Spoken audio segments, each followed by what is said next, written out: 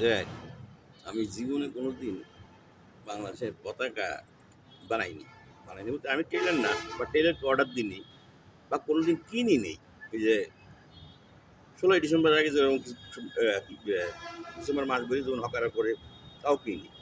তো এবার আমি চিন্তা করছি যে বাংলাদেশের একটা পতাকা বানানোর অর্ডার দেবো কালকে, আর একটা ইউনাইটেড স্টেটস অফ আমেরিকার একটা পতাকার অর্ডার দেবো।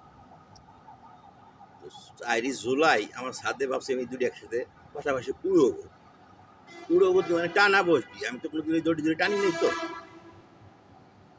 তো এর কোনো আইনগত কোনো ভিত্তি আছে কিনা বা আইনে কোনো সমস্যা আছে কিনা সেটা তো আমি জানি না।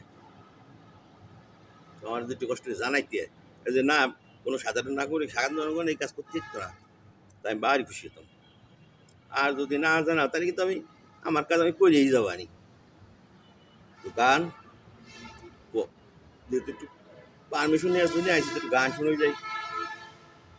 নাতি কাতি বেলা গেল শুরুতেই পারলাম না রে সদর উদ্দিমা, নাতি কাতি বেলা গেল শুরুতেই পারলাম না, তুমি ले दिल खिले,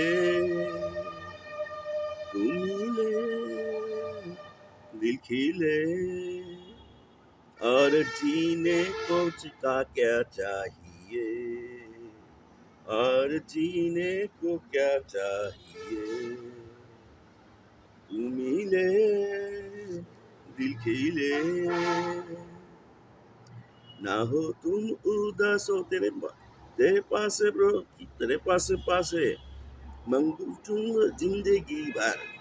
हिंदी तो आता है नहीं मेरे, आता है सब। तुमने दिल खिले, और जीने की क्या चाहिए।